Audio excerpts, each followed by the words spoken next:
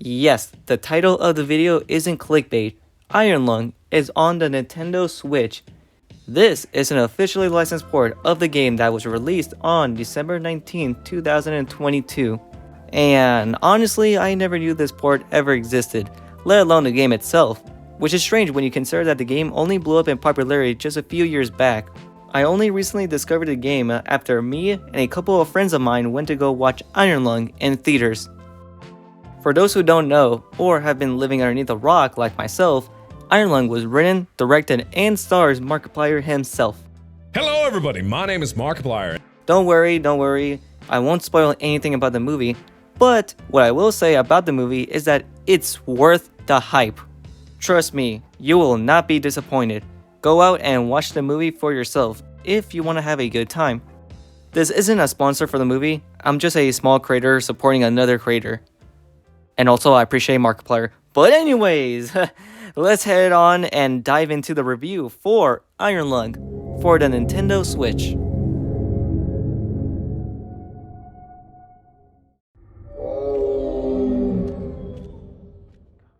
The premise of the game is pretty simple and straightforward to understand.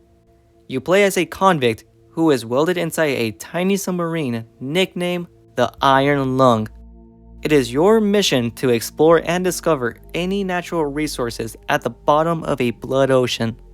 If you succeed, you'll be rewarded with freedom. Sounds like a fair deal if you ask me, although I don't think I'll be brave enough to explore the most bottomless point of an ocean, especially if it's filled with blood.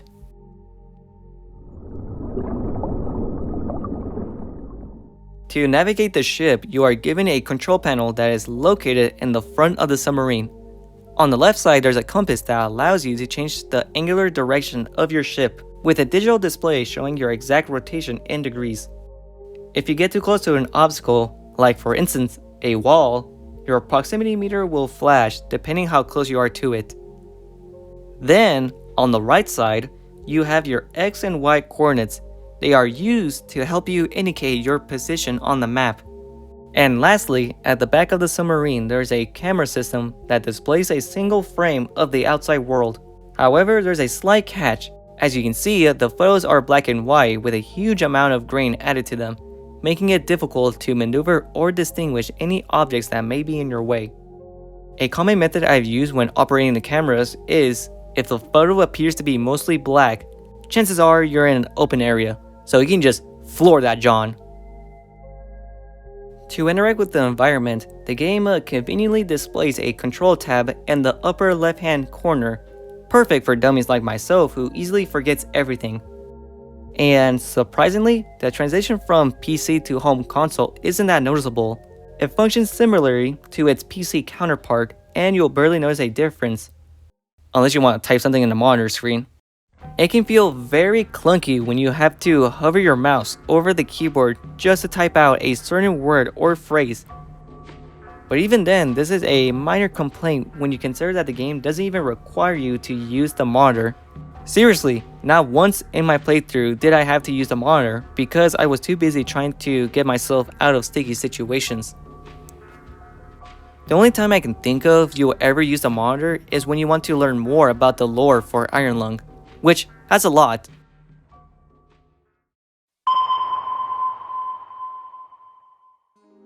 Graphically, the game looks pretty simple with its low poly aesthetic that is similar to what you will expect in a Nintendo 64 title. But don't let the graphics fool you because Iron Lung has a lot to offer, especially in its dark atmosphere. The submarine is dimly lit, making your vision very limited where it can honestly feel like you're trapped in a tight but yet fragile submarine that can collapse at any moment. There is no possible way for you to look outside the submarine other than your camera, but even then those photos can be very grainy to visualize the outside world. So all you're left with is your imagination to explore. But sometimes your imagination can become your worst enemy when you factor in the sounds of the game. It can feel intense whenever you hear a thud or a groan sound in or out of your submarine, and it makes you wonder if the sound were real or not. Sometimes the proximity meter goes off by itself, and whenever I go check the cameras, there's nothing there. leaving myself to wonder if it's better to know if there was really something out there or not. That's up to you to decide. It's impressive how immersive the game can make you feel in a short 1 hour long play session, to the point where it doesn't overstay its welcome. The atmosphere really enhances the playing experience and is what makes Iron Lung feel unsettling or creepy for some. Overall, Iron Lung does an amazing job in capturing your attention. It's a short experience, but it packs in just enough content to make you come back for more. While the story is vague, it takes the approach of less is more and horror, which is something I can appreciate.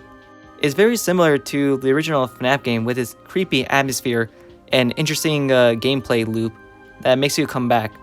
Now, I'm not saying that Iron Lung is going to be the next FNAF, no, far from it. I don't think there's not going to be a second Iron Lung, but don't quote me on that. But they do share some similarities. It's like a parallel of like different worlds. If you're a fan of Markiplier or a fan of the horror genre, then Iron Lung is a suitable game for your liking with its interesting premise and atmosphere.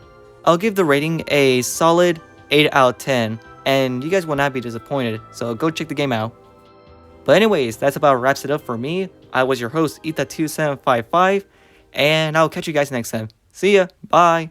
Super Idol the show, don't mind me, the tie by you, Semo, they don't mind me,